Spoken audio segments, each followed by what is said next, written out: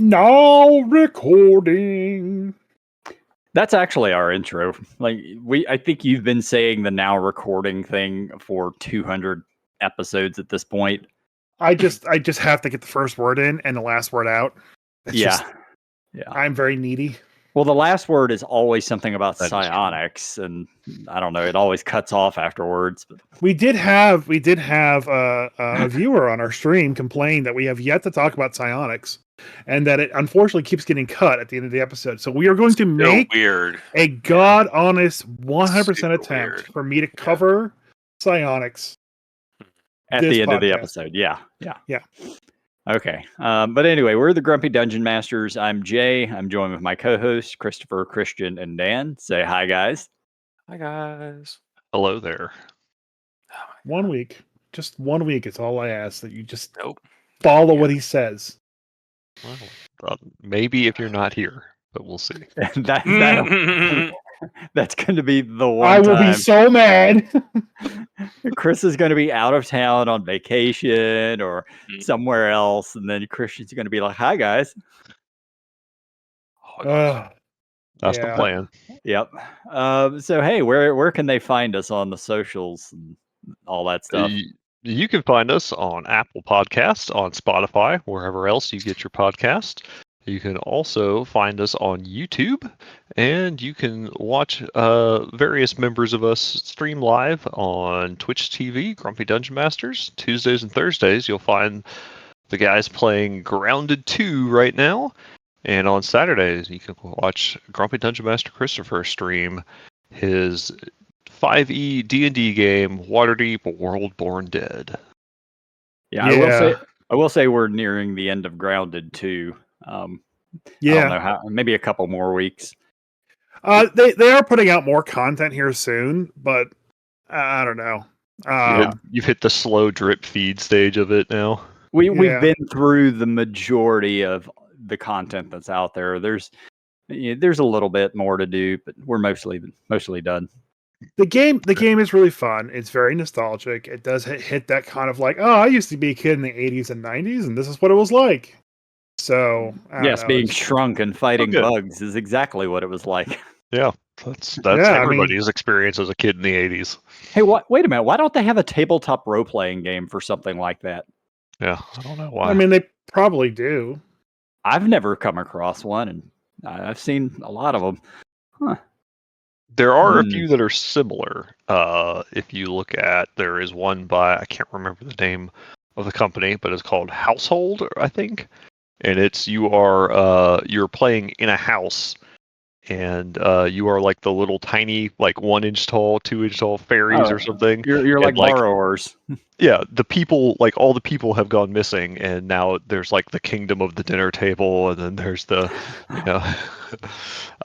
but yeah, so there's that's kind of similar, and then you also have kind of Mouse Guard, which is along the lines, except you're all mice. You're mice. But you're still you're using like the things you find from the people that are gone, like discarded sewing needles becomes a sword for you, and so you're scavenging amongst what's there to put together tools, weapons, and equipment, and have adventures. What I really like about Grounded the most is the fact that like you harvest the bugs and you build the weapons out of the bugs. Like that mechanic has always been fun. Like I know not a lot of people like the Minecraft building base part, but I've always liked having to the Monster Hunter style games where you have to go out there, kill the dragon, grab his scales and talons and teeth, and you bring it back, you make a bunch of armor and weapons and gear out of it.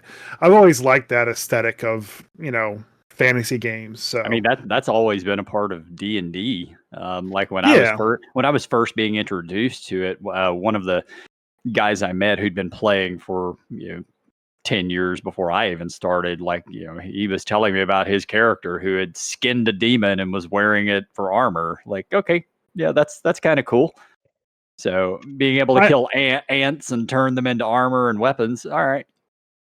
I tried doing something similar to that in the early stages of the Waterdeep game that I was playing at home, and I think they crafted like infernal bindings and a mace that could basically kill demons, but it just felt very what's the best word? It felt very video game-ish when I did it at the tabletop.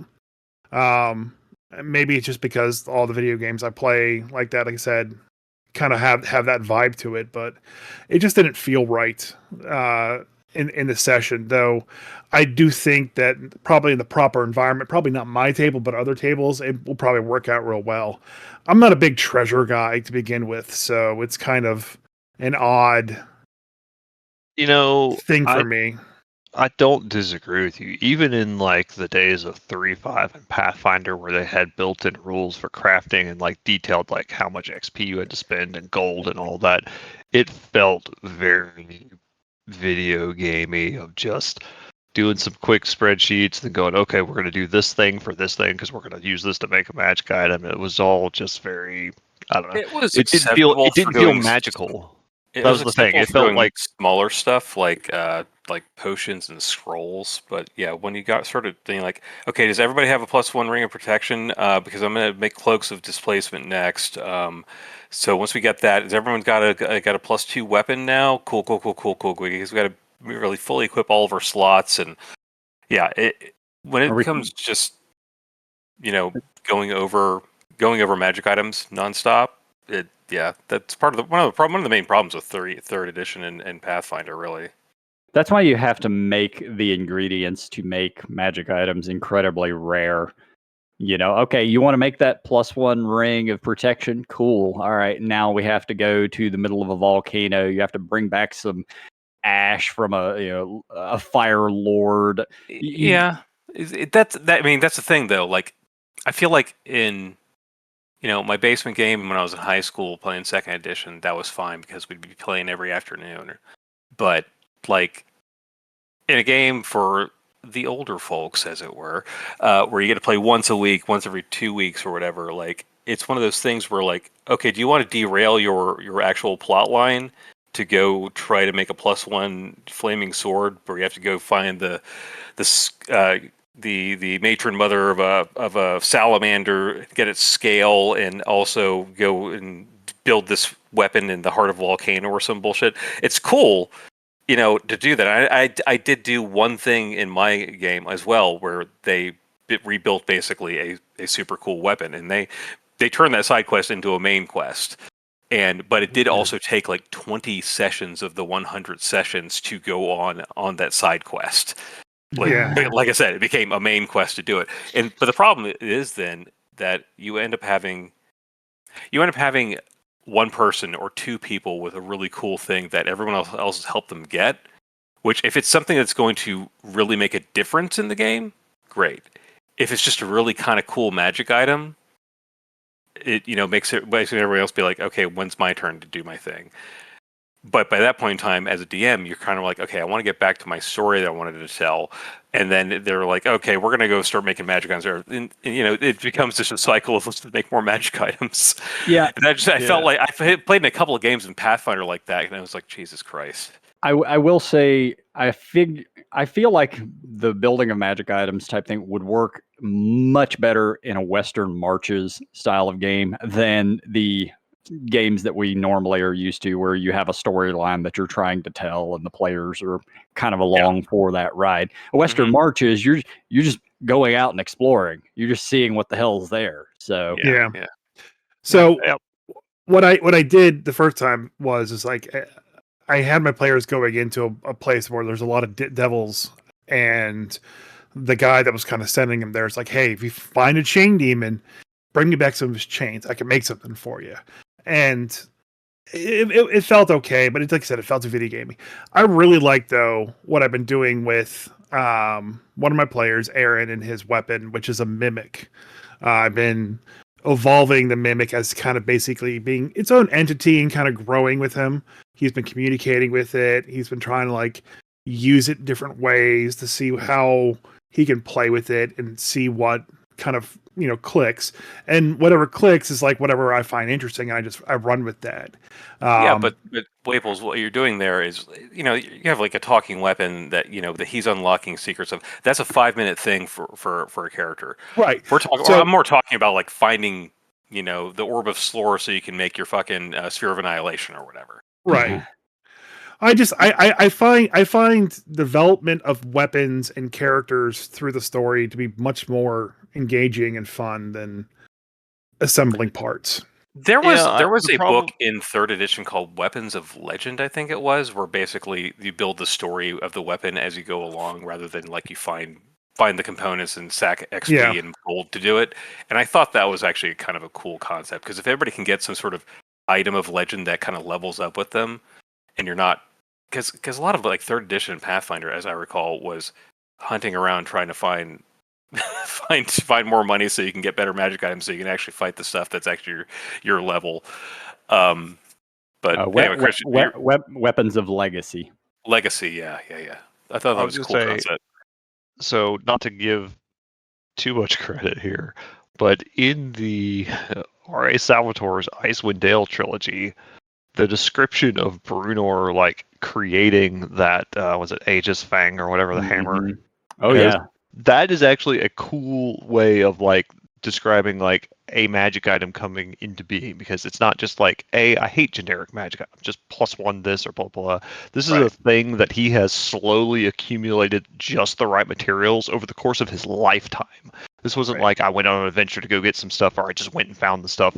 He accumulated stuff over the course of a lifetime, and then at the right time, at the right moment, like went out alone to do this like art of craft, and then it leaves him like utterly drained and exhausted afterwards. I was like, that's a cool thing as a that was a cool description, a cool pinnacle of made it, and then you have a unique thing that came of it. Yeah. And not even a wizard. He used a scroll though in the process. I recall that, and it wasn't even a weapon he made for himself. He was making it for somebody else he cared about. Yeah. I think in description, like when they talk about it, like he's not even sure kind of exactly what he's making until he starts making it, and then he starts to see it like come to shape, and then he starts to figure out what it is, and then after he makes it, he's like, well, this is too big for me. Yeah. So one of the, we're just kind of like going down the rabbit hole here of different ways magic items have been created in fantasy and in RPGs, but one of the books that Waples, you turned me on to was Missing Boo's Journal of Villainy. It was towards the end of my game that I picked it up, so I didn't get to integrate very much of it from it. But I really enjoyed the group patron section, and the one on Candlekeep was particularly cool because there's Candlekeep perks where you can get research, and you can do different things here in arcane secrets. But one of the things you can do is it gives you a basic chart of rules for making a couple of different unique magic items. So it gives you the basic rules of a magic item recipe to make a flame tongue. So to make a flame tongue, you need to have a Remora's heart, and you need to force a salamander to forge the weapon. So basically, you need to dominate monster a salamander to forge a fucking flame tongue for you with a Remora's heart and a fucking sword. And of course, it gives you like the component cost and what arcana check you need to make in order to actually know how to do it. But there's other things like the Helm of Brilliance, the Crown of a Mummy Lord is used as a component, and a Dao must forge it. The Robe of Stars, sail from a Githyanki astral ship is used as the cloth for the robes, and a Cloud Giant must help you to forge it. Like it's like different cool stuff like that. I mean, because like just those two like blurbs for each of those items, I could make an entire fucking adventure out of that. Oh yeah, definitely. Which I think speaks to Jay's point of this kind of stuff works better in a West Marches or kind of story where you are going about looking for things to do and things to poke around in, and then as these things emerge, you can follow their path without feeling like you're distracting from like a main plot, or I'm supposed to be saving this thing. It can be like, hey, we discovered a piece of a clue of how to like make something cool. Like, oh, we got to go do this. Oh, this leads us to like, we got to find a Cloud Giant. Oh, we got to get this. We got to get a sail from a Githyanki ship. Like when you're playing that kind of emergent play, you have more freedom to make those kind of decisions of this is what the group wants to pursue, instead of like, are we getting off track of the story that we're supposed to be doing? Right. Yeah, and like for Western Marches or just to general open world where the DM is like, he's given them a baseline like area of his world that he has to explore, but he's just set out a bunch of hooks and just you follow along and create the game as the PCs pull on the threads. It's and that's how a lot of old school games were run. Just because, well, first off, we were kids and we didn't have a bunch of fucking by the book modules. And if we did, we certainly didn't follow them.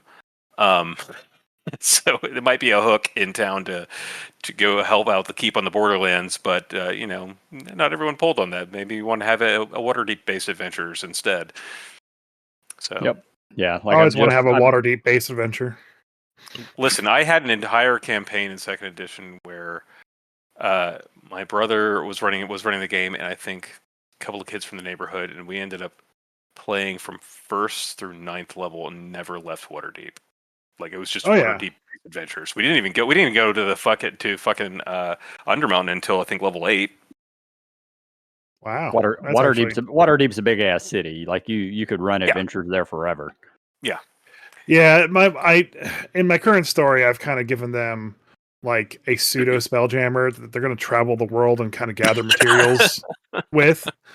And my wife is irritated. She's like, "This is a Waterdeep campaign. We're supposed to just be in Waterdeep all the time, never leave it." I was like, "Geez, I'm sorry if I just did 7 years of Waterdeep and I want to do something a little different and bring you other places." Nope, you get back to that city. Yeah, you stay on the Sword Coast. Damn it, nothing else exists. Yeah, yeah. The known world, aka the Sword Coast. So what's kind of funny about last week I talked about how that they had that Grell encounter that almost killed them. Oh yeah. So this session that I had on Saturday, they ran across a bunch of undead Githyanki that were in the same building, and these undead Githyanki pretty much the story that I have going on is anything I want to bring in from Spelljammer I can, because this planet through the astral sea and killed everything along its way and just brings a bunch of stuff with it, and it's dropping stuff off on the planet where it wants to basically make sure that its plan comes to fruition. So I was like, okay, cool, undead Githyanki. And the other thing that I have going on right now is whenever someone uses a teleport spell, like Misty Step or anything that requires teleportation, a bit of like a star spawn may spawn from that. So I revealed that they were supposed to go through a teleport portal, and a bunch of big, huge star spawn came out. So they learned, Waterdeep kind of said, "Hey, no more teleportation at all right now. Bad shit will happen if you do, so don't do it." My player cast Misty Step last session, and it spawned a star spawn grew. I had to roll the table. There's a chance they could get like some really big fucking things if they roll bad. But for the encounter with the Githyanki, they were just Misty Stepping everywhere, and every time they Misty Stepped, the star spawn grew would come out. And the Gru basically is just 17 hit points, 11 AC. It's not that big. It screams and causes you to have disadvantage on attacking anything but the star spawn Gru. So with 2 Githyanki Knights that were undead, with undead fortitude, unlimited Misty Steps, and then 4 other Githyanki warriors, again undead, with unlimited Misty Steps. So basically they're Misty Stepping every turn, creating a star spawn Gru. This encounter in the builder was set to like deadly, like buried deep deadly. And my players encountered the situation, saw everything that was going on, or just like, fuck it. Breezed fucking through the encounter like it was nothing. And I just sit there with the Grell encounter being a medium difficulty encounter and almost wiping them. And then having this super deadly encounter just being just like the easiest thing ever. It makes me disappointed how bad CR is. It's amazing what players can accomplish when they're willing to expend resources.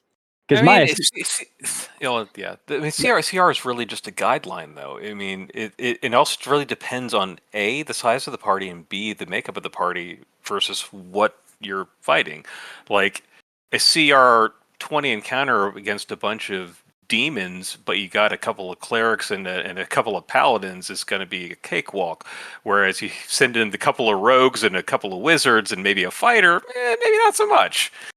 So it's Yeah. The Grell encounter though was just a fluke though, Waples, because they all got rolled less than a 10 or something like that, didn't they? It's like a DC 12 check. Yeah. I mean, it was a fluke. They did actually fight a nest of Grell, and they just utterly fucking stomped those fucking things in this time. They're like, we know your tricks. Fuck you. They made their saving throws, is what you're saying. No, they did not. Oh, well, never mind. What honestly, what happened in that encounter is it would have gone worse for them if I had read the stat block for the Gru and saw that they were immune to lightning damage. I didn't know that. I didn't realize that. And a big chain lightning went off and pretty much took out 3 of the 6 big Grell that were in that hive. And without that, it would have been much harder of a fight. But live and learn, even for the DM. So with the Githyanki and the Guru, I would assume that at that point your players are like, oh, there's a lot of bad things in here. We're actually going to burn resources. Where with the other ones, they probably were just trying to conserve. Well, maybe. I mean, it was the first encounter. Very few people kind of unload on that first encounter unless you're a real new group or you're playing a one shot at a con or something like that. Yeah, like maybe you throw a fireball, because your players are pretty high level. But one fireball isn't going to break the bank. But when I was playing a caster in a mid to high tier game, I mean, I'd like use my cantrips until I figure out what the hell's going on. So they did talk to an NPC, so they are aware that they are aware of the things that lie in wait for them are of the Fall Realm. They know that there is a adult blue Dracolich guarding the treasure hoard, and they know that the main family members have been corrupted by the Far Realm and were formidable archmages before that. So they're going to be able to do with that what they wish, but they have an idea of what's they're going to be fighting. So I'm curious. I've looked at the 5e stats for Dracolich, I'm sure, but I don't remember any of it. What is the difference between a blue Dracolich or just a Dracolich? Is there any difference? Not really. So once you get turned into a Dracolich, you're just a Dracolich. You get its stats. Yeah, I just took the token and made it blue. Oh, okay. Somebody painted a Dracolich. That's what happened. No, I had a Dracolich, and I used it for a gold Dracolich that they ran from, and I gave it a gold hue, and now it's. All right, I gotta pump y'all's brakes. Why you guys keep on saying Dracolich? It's Dracolich. Yeah, Dracolich. It's Dracolich. A Dracolich would definitely be like a spellcasting Drake. A Dracolich is a spellcasting. Have you never heard of Draco the Dragon? Yeah. Not Draco the Dragon. It's Draco the Dragon. Yeah. Mm-hmm. Sean Connery, bitch. All right, your Thaco. Yeah. It's Thaco. It's definitely Thaco. It's actually Thac 0. Yeah, Thac. Yeah, that's accurate. Thac 0. Listen, the 5e 2025 Dracolich it's okay. I mean, it's not bad. It's nothing compared to like second edition, but hey, whatever. And there's no difference between the OG original dragon and the Dracolich. You're Dracolich, you're just kind of an undead. Yeah, it doesn't matter if you were gold. Doesn't matter if you're a shadow dragon. No, you have a necrotic breath weapon now. Yeah. Yeah. And with the resist of an undead. Yeah. It has the shade of blue. Yeah. I was joking that the Cult of Dragon just started painting them blue. Yeah, I don't know what happened when the world changed again, but I don't know. Make him feel at home. He's a blue Dracolich. Oh, whatever. I will say though, well, part of that is that they the blue dragon was part of their family or friends with the family and did so willingly. And I used the information you had taught us about, the potion to make Dracoliches, and I basically mentioned that. That's awesome. I said, hey, I was like, yeah, we made the potion to create them into a Dracolich, and He drank it willingly, and things went fine. He came through okay, and he now guards our treasure hoard for us. And no one questioned that I just told him that they fed him a potion to make a Dracolich, and they're all just like, "Oh, okay." So, yeah, let me just, because I guess I'm the dragon specialist here. So in 5e 2014, there is a difference between colors of Dracolich, because the two examples is there's one in Tasha's Cauldron of Everything, which is an adult red Dracolich, and he specifically has a fire breath weapon, and there's an adult blue Dracolich example in the monster manual, and that one specifically has a lightning breath weapon. I think they have a choice between necrotic or lightning, right? No, there's no necrotic maybe a weapon. Template. I think basically gives you the baseline of how to modify a regular dragon into a Dracolich in the monster manual, because these are examples that basically a template has been applied to. But yeah, they don't have necrotic damage until 5e 2025. I will say there is a little thing that is definitely makes it a actually difficult CR17 encounter. No save. If you're within 60 feet of Dracolich, no creature can regain hit points. That's pretty great. What's that from? Life suppression. You know what? No. The 2014 Monster Manual does, in fact, have the Dracolich template. There you go.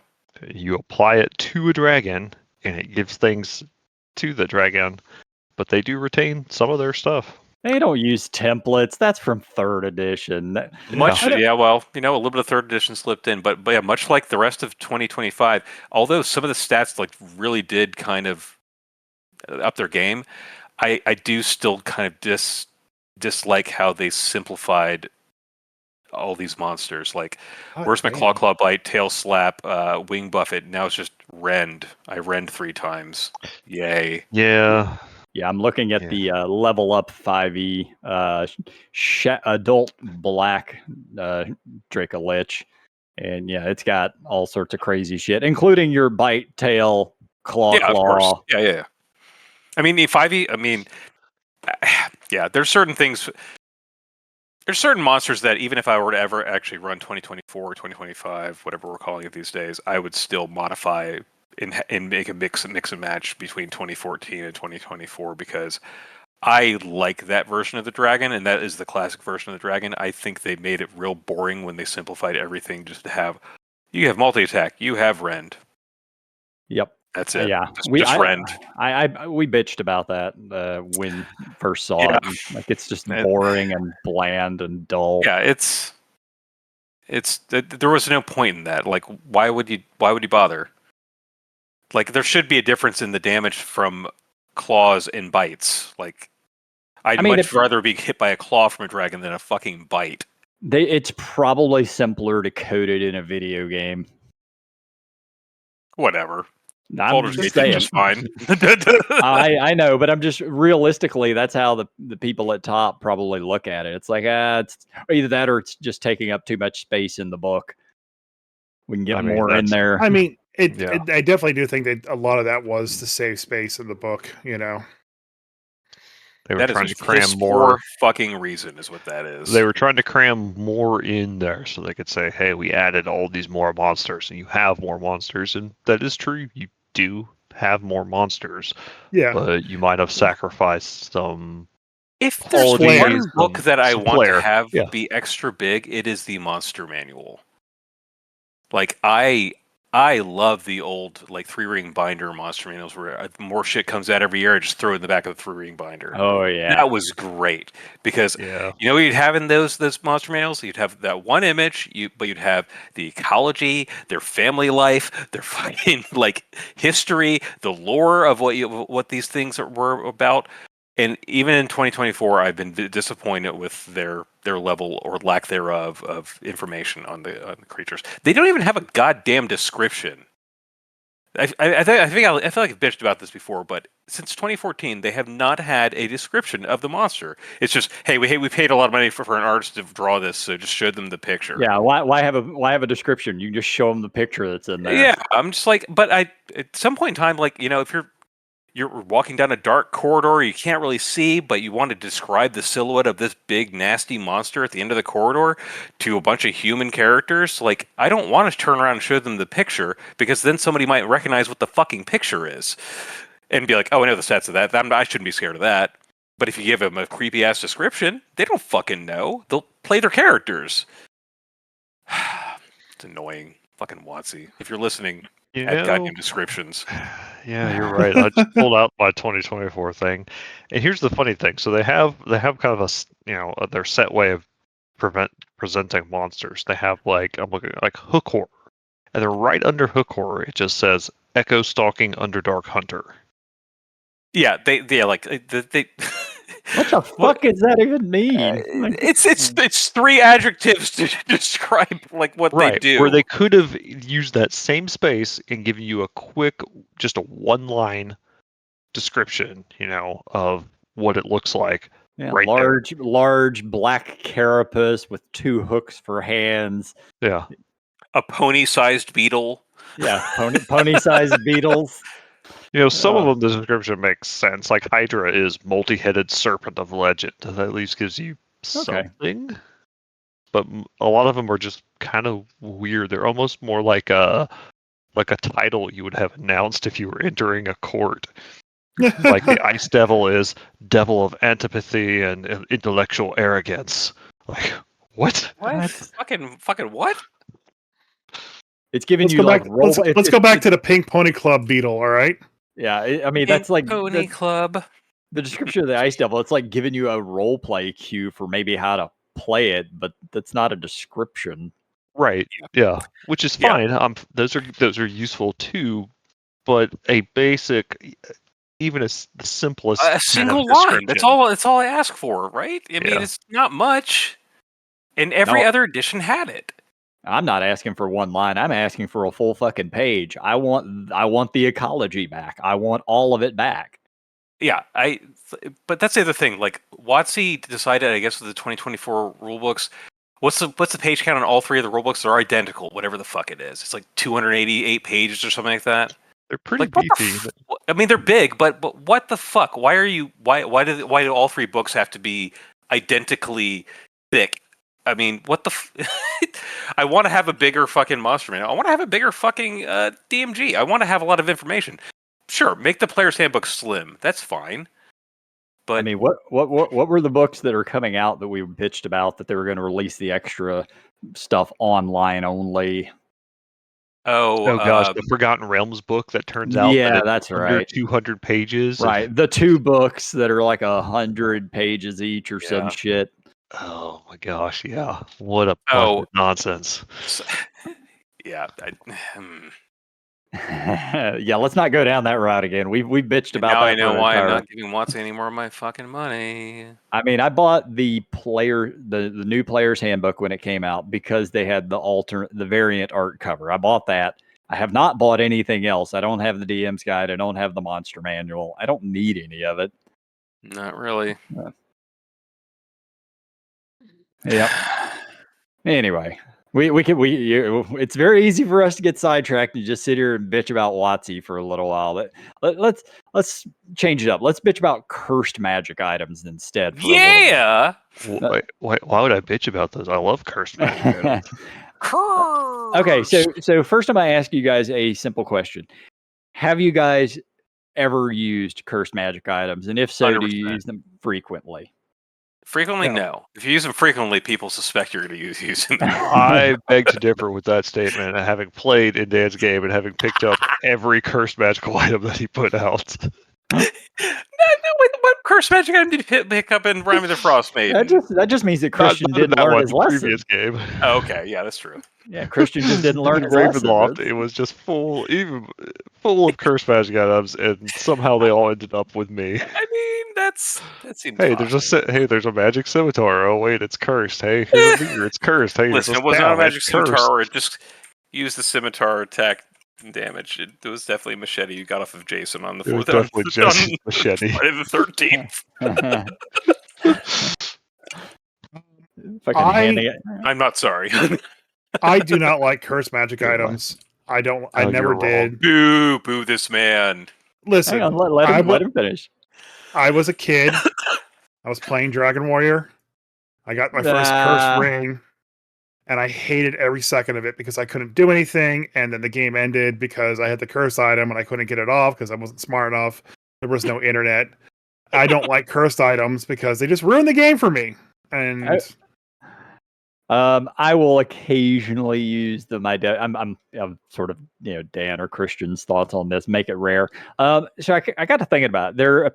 There's basically 4 types of curse magic items, and there's definitely some overlap in them. There's the ones that are just an inconvenience. Then there's ones that are an inconvenience but actually provide good role playing potential.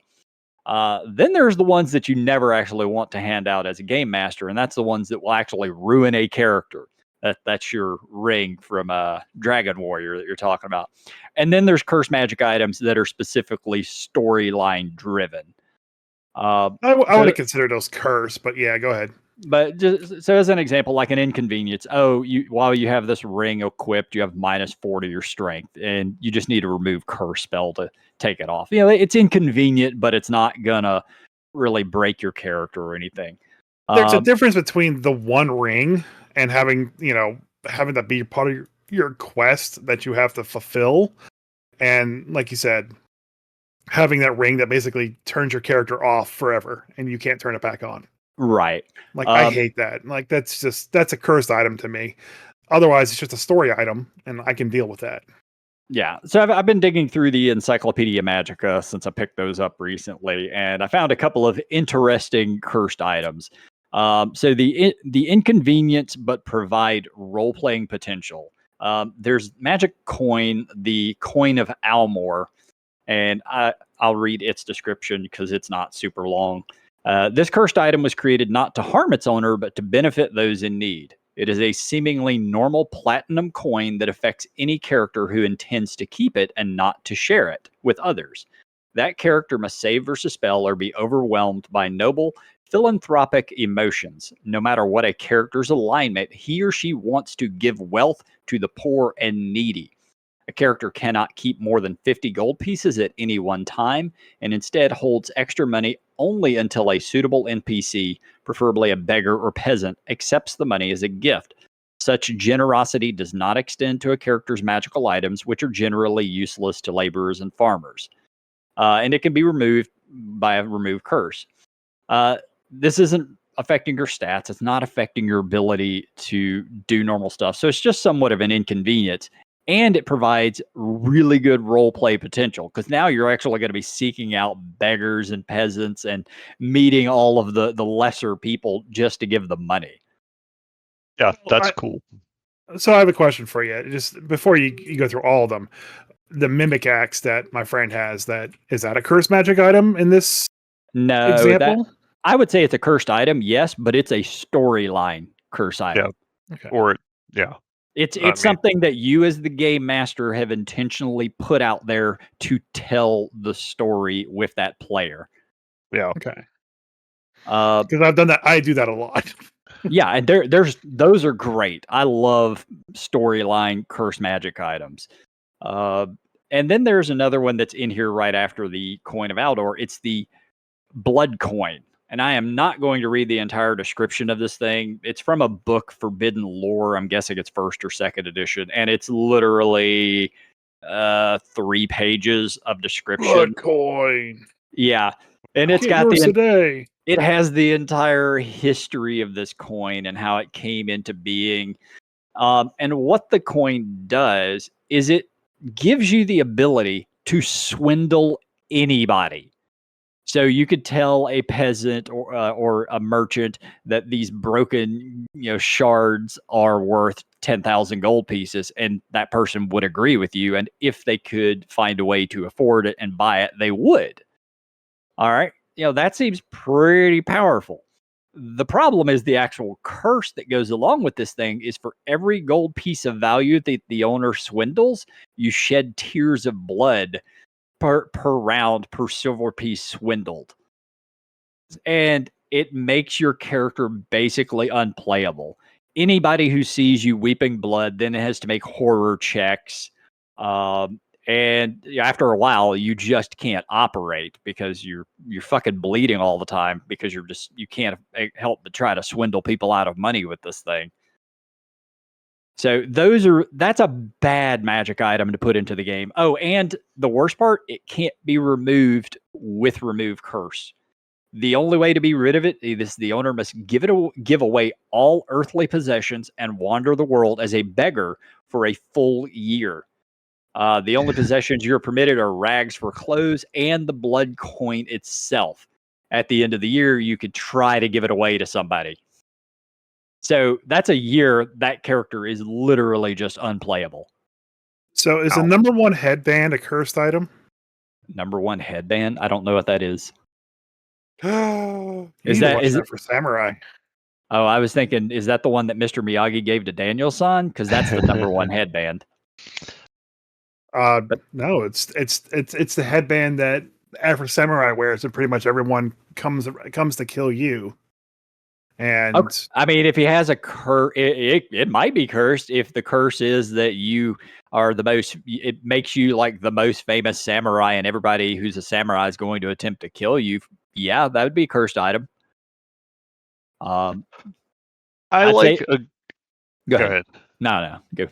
Let's say I like a good cursed item. I think better curses items are where it actually does give you some sort of benefit, but it comes with a drawback, so that you might get like, oh, maybe this ring makes you really strong, but it saps your wisdom, and then so you could make the choice of like, okay, well, I'm getting something from this, but I know that I'm also going to suffer for it, and then it becomes a risk reward kind of factor of like, well, this is kind of cool, but this, or like I'll even say in the Jason's machete thing that I got off of the little Friday the 13th interlude, it was a cool magic sword. Like we didn't have much in the way of magic weapons, so it was a good magic weapon.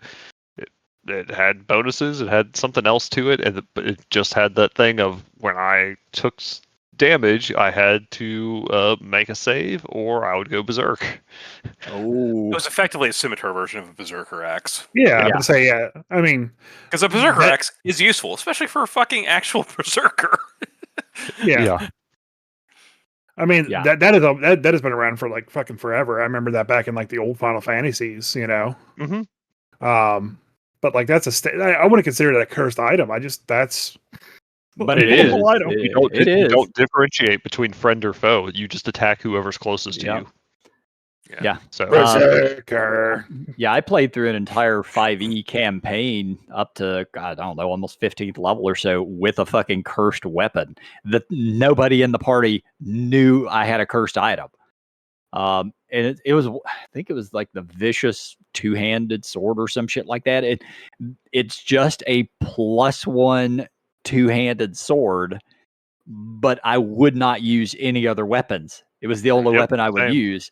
And that was cool for a while until we started finding better weapons. And I'm like, nah, I'm good. I got one. And I literally just played for 15 fucking levels and nobody ever. Was a +1 first sword. Yeah. Yep. Yep. That was it. Never could get a better sword or anything because of that. Mm-hmm. I like that though. I think that's cool. It wasn't. Yeah, it wasn't game breaking. No, my character worked fine. Like, it's something that is still useful that characters will find that, or players also will find fun to work out, and where it actually takes a couple of sessions for the rest of the party to figure out something's up. So like they could just remove curse him, but why would they remove curse him? He just says he likes the weapon. It's pretty cool. I'm going to use it. Yeah, and nothing untoward has happened. So like same thing with like what is it? Armor of arrow attraction or whatever. It's like +2 armor, which is great. Until your ranger friend tries to shoot an arrow and suddenly he's shooting you. Yeah. I think my favorite one I've ever seen. So I'll fuck up the name here, but it was a first edition or maybe even a D&D basic item, and there was the hammer, the dwarven hammer of throwing, and then there's a cursed version of it, which is the hammer of dwarven throwing. And one of them you get bonuses if you're a dwarf and you throw the hammer. The other one, the hammer throws you. Like if you're a dwarf and you try to throw it, it throws you. I fucking love that.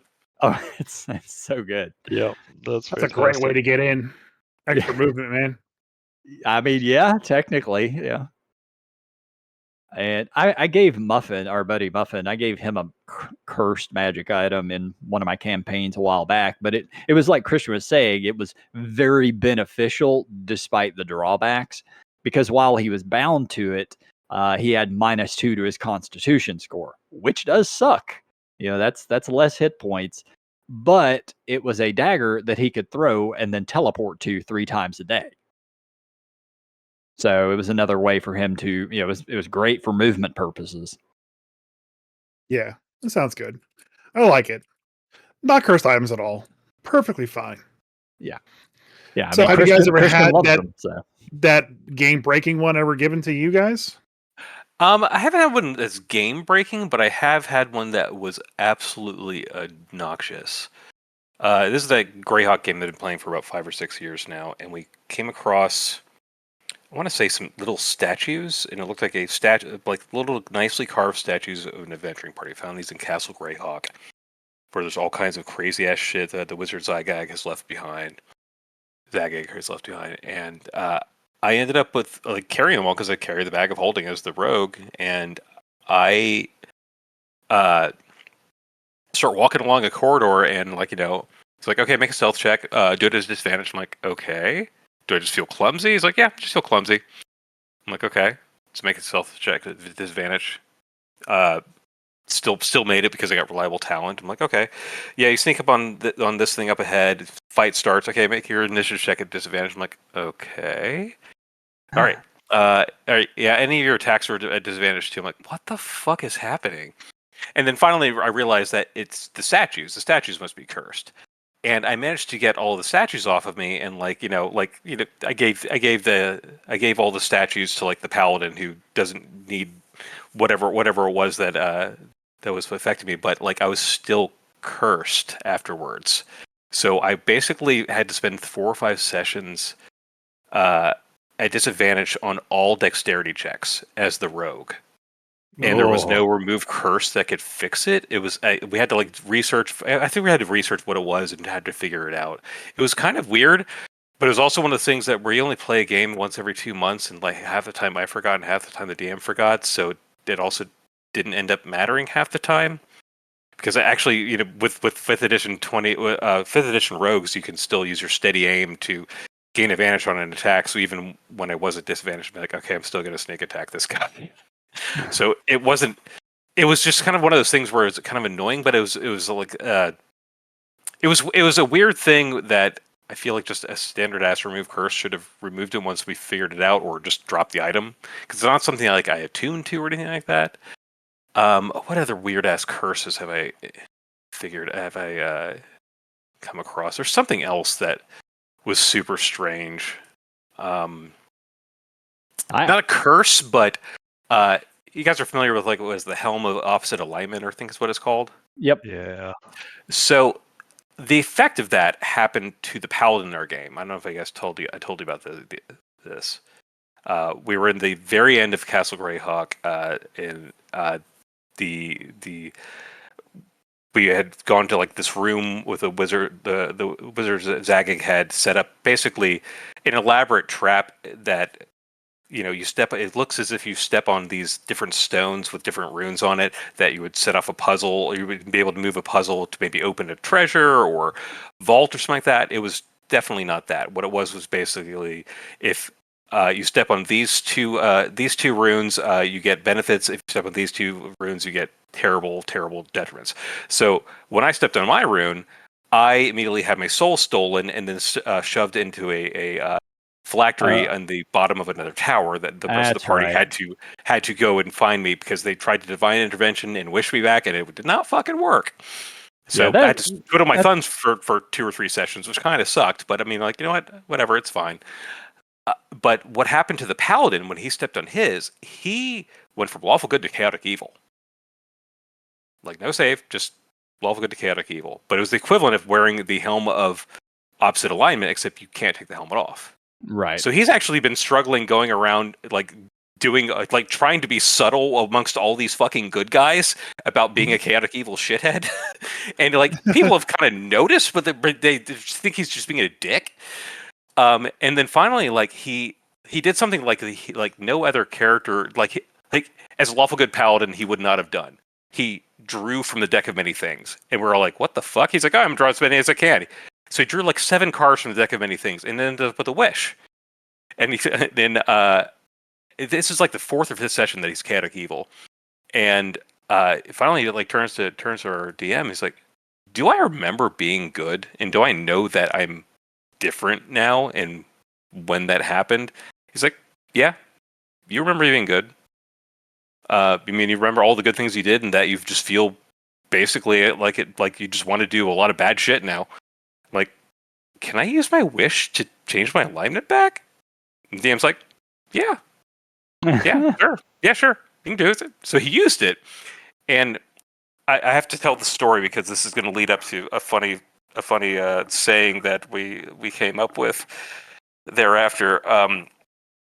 So we are going to investigate something. This is the end of first edition Greyhawk, transitioning to second edition Greyhawk, when basically the entire continent is at war and everything like that. And we're going to investigate a city that has been encompassed by this big globe of darkness. So we get there, and we find out it's like Drow has taken over the city and have basically started just dismantling this city and are taking it to this portal. All the people that are in there have been enslaved. If they're demi-humans, they're there like, hauling stuff over to this portal. And, we're stealthing our way through there, and we're trying to figure it out. And this is when the paladin's trying to convince us, we need to go jump through the portal to go to the thing, because he wants to basically make us all fucking die. But that's when he kind of clicks that he could actually use his wish spell to make himself better, which is kind of getting over the curse thing, because there's no other fucking way to change your alignment in D&D 5e. And he ends up doing it, and then I reminded everybody that if it's a wish spell that does anything other than replicate an 8th or below spell, you have a 3 strength, and you take a shitload of damage every time you cast a spell for the next 2d4 days. He's like, "Oh god, I'm wearing full plate," and just falls the fuck over. And I'm like, "Good news, we have a spare belt of frost giant strength." Way to overcome that. But it was as far as like cursed items, so it wasn't a cursed item, but it was like one of those things that is very Gygaxian. Like, there's no save, there's no way to know what's going to happen. There's no, like, both for what happened to him, the negative thing that happened to him, and the negative thing that happened to me.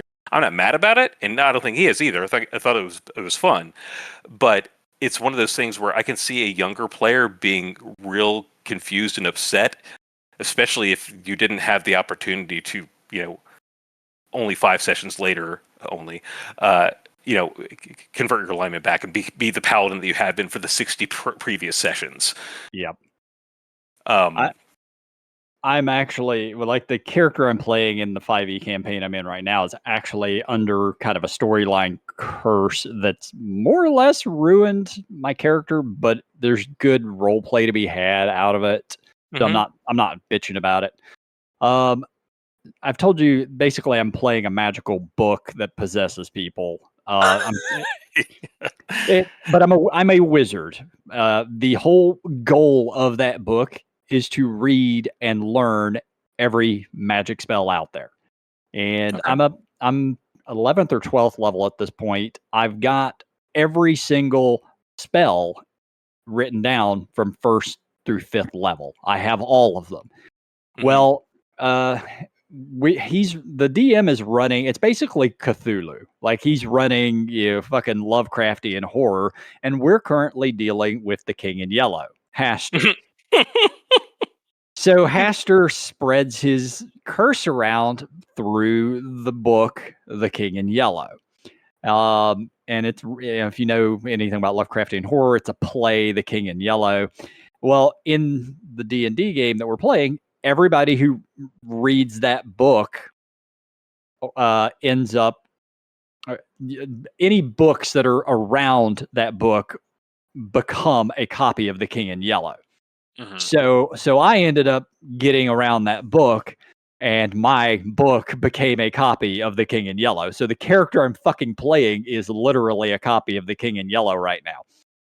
I cannot go out and obtain more magic spells because I can't get access to books without them turning to copies of King in Yellow. Oh, So no. the entire purpose of my character is just fucked until we figure out how to deal with Haster. So I mean, when I level up, I'll still be able to get 2 spells because that's just written into the hard code of the wizard. Right. But any other spells beyond those 2 that I learn when I level up is just out Yeah. the window. So I'm enjoying it. It's going to be interesting and fun, and it's given the character the character is now a very single-minded purpose. Get rid of Haster. It's not Right. not learn more spells, not any of that. It's we got to get rid of him. I don't give a shit how we do it. Yeah. By any means necessary. By any means necessary. So, I know you said Lovecraftian horror, and obviously, in as far as Call of Cthulhu and modern day Lovecraftian version of that type of horror is always just considered Lovecraftian. But King in Yellow, written actually years before Lovecraft started writing or was even born, I think, by Yeah, it Robert was. Chambers. And actually, I was looking at Robert Chambers. I did not realize this. His follow-up to The King in Yellow was actually The Maker of Moons, which was included in an episodic novel called In Search of the Unknown, which you guys might know from an early D&D module. Huh. I'd never heard of it in any context other than that D&D module. I had never heard of the King in Yellow in any context besides Lovecraft, so I'm going to have a nice little rabbit hole for me. Rabbit hole for me to go down here. It is very good. Yeah. Yeah, I learned that recently too, and I was very surprised by it because I thought King in Yellow was Lovecraft. Nope. My daughter also watches a video game religiously, no matter who streams it, called The Baby in Yellow. Mm-hmm. It's a babysitting simulator where you're the babysitter and the baby is the King in Yellow, and you gotta take care of him. If he gets mad and upset, all the powers come out and shit. It's quite hilarious. And the fact that my daughter likes watching it makes me nervous. But to each their own, I guess. Yeah. So, point of note as far as The King in Yellow and Lovecraft. Lovecraft actually read Chambers in 1927, and he actually influenced him to write his weird ass tales. And he actually includes some of the lore from The King in Yellow in his Whisper in Darkness in 1931. Yep. So, like it makes sense that you would consider it Lovecraftian because he basically popularized it. Like, right. It was definitely popular when it was published in the late 19th century, but like probably unless you were a literature buff or a horror buff, you probably wouldn't read it because most of Chambers' stuff is actually like Art Nouveau fucking romanticy. So, but he's got a lot of cool horror and supernatural fiction too. That's actually what the wiki on this is saying, is that the book starts off sort of supernatural horror elements, and then it just becomes like, lighthearted romantic stories towards the end. So yeah. I mean, if it works. Yeah. Yep. Learn new things every day. Oh, so I forgot. I've got to throw this in here because I was telling my story about the not curse but kind of curses that me and the paladin end up with in my regular Greyhawk game.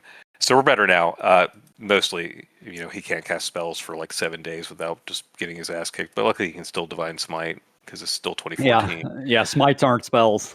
Not in 2014. They're not. Yeah. And so we're talking about Drow.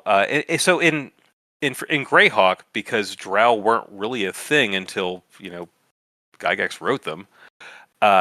Nobody in the world of Greyhawk knew the Drow even existed until basically the Vault of the Drow series.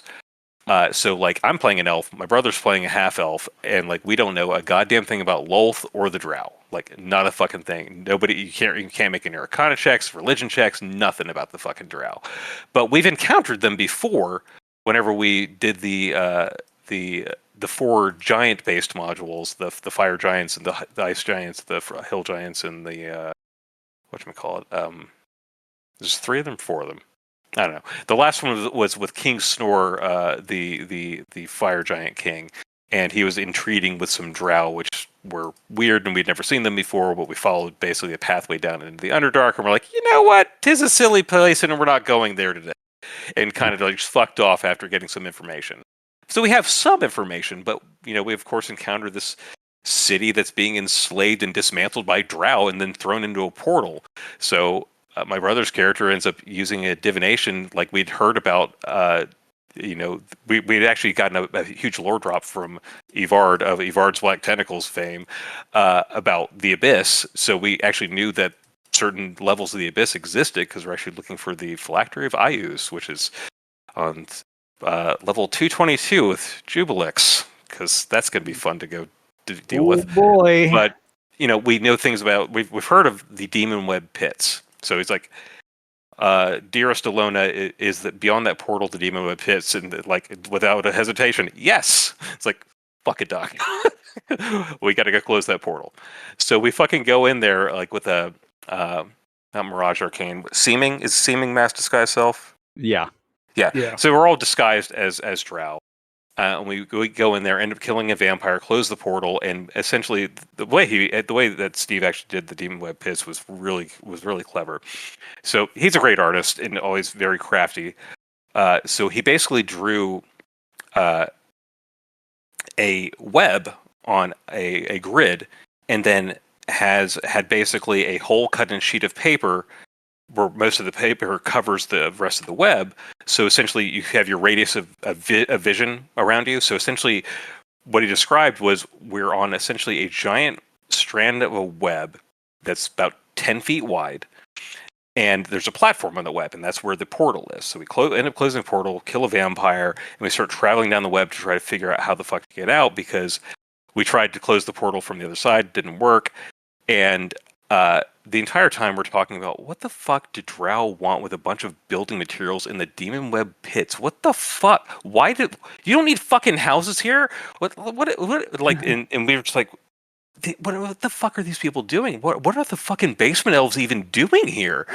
And that's when I clicked. I'm like, how have I gone 35 years of knowing what a fucking drow is and not called them basement dwelling elves that live with their fucking mom? Because their mom is Lolth, and they're fucking the elves that live under the ground. They're basement elves. And I thought that was the greatest thing. And I will use that forever now. So I told my wife that once you sent the message to us. Yeah. And my wife is a big drow fan. She loves the drow and all their capabilities and everything. And she just looked at me and went, I mean, yeah. And I was like, okay, so what are illustrate drow? She's like, well, I don't know. And then she thought about it for a second. She's like, they're EDM raver kids. Because they like to dance and just be around everywhere. Sure, yeah. And, Shadowcar were then goth drow. Oh, yeah. That's goth true. elves, That's yeah. Yep. So, yeah. We can definitely... I think there's a modern day story here. You just stay with your mom long enough and you become basement drow. Hell yeah. Fucking love it. Yeah. Anyway, I'm not gonna retell the entire story of us traversing the Demon Web Pits, but it was a very very cool scenario, and we managed to find our way into some random city in the Underdark by bluffing our way past some drow guards. But it was interesting to travel across, like basically the description of traveling a highway made of spider webbing, which I thought was kind of a very cool way of doing it. I don't know if he pulled that from somewhere or if that's part of the description. I've literally never picked up any of the Vault of the Drow modules, so I have no fucking idea. But it's a Gwen Stefani song.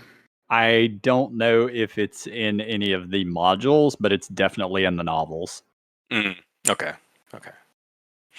Yeah, it's a Gwen Stefani song. And walking on a spider web. So yes, you got it. Yeah. Were your feet sticking to it? No, probably because we looked like drow. Oh, okay.